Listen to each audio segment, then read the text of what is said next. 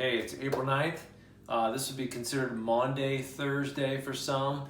Tomorrow's Good Friday, and we head into the weekend, and finally it is Easter. And so today's team talk, I just want to challenge you with this. I'm going to give you some pictures here and hold this up, and hopefully you can see that okay. This is Bethany Hamilton. You may not know who she is, most of you do, from the Soul Surfer movie.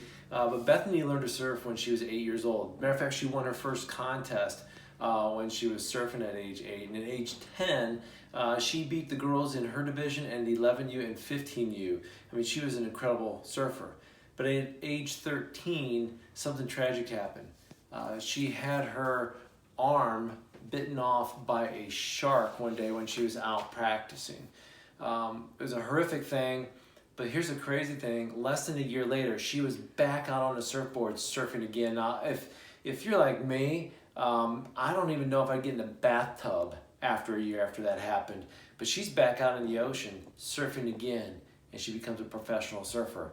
Great story of endurance. Another person is Kyle Maynard. I don't know if you can see that one okay. Kyle Maynard was born a congenital amputee, born with no legs and no hands.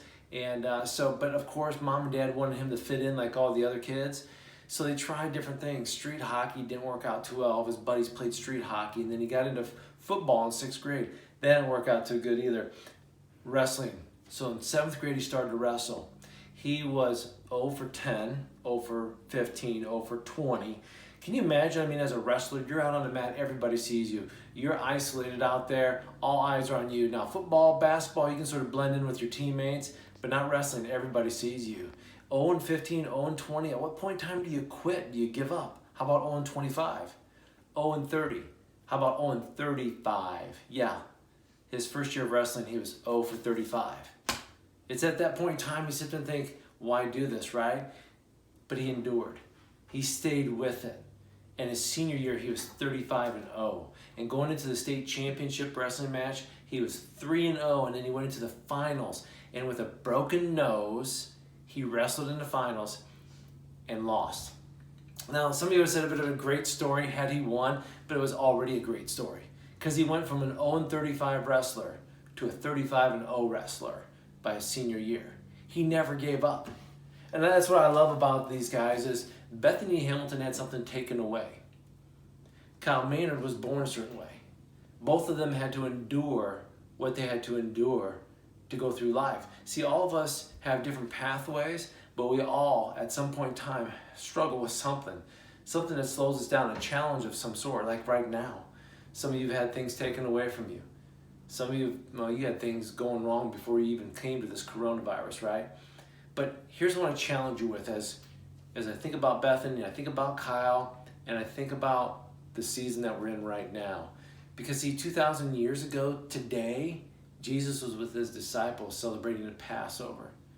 And then later that evening, he was arrested and then beaten and spit on and flogged and just treated with all cruelty and then finally put on a cross. He endured all that. And I'm going to read this verse to you. It's from Hebrews chapter 12. Because I think this is how we learn to endure the hard times in life.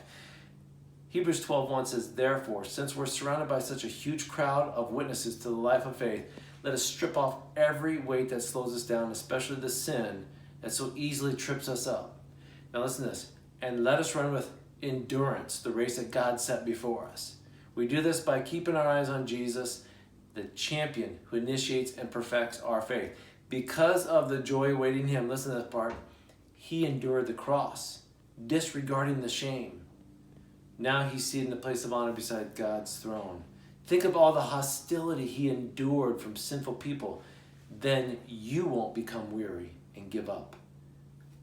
I love that. I mean, we're reminded that we are running a race and we got to run it with endurance. And how do we do this? We put our eyes on Christ, the one who endured the cross and disregarded the shame. So I want to encourage you.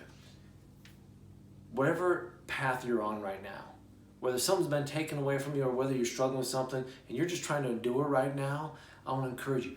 Put your eyes on Christ, who endured everything, the worst of all things, for you and me. With your eyes on him, that will encourage you and equip you to be a champion who endures. Got it? Do it.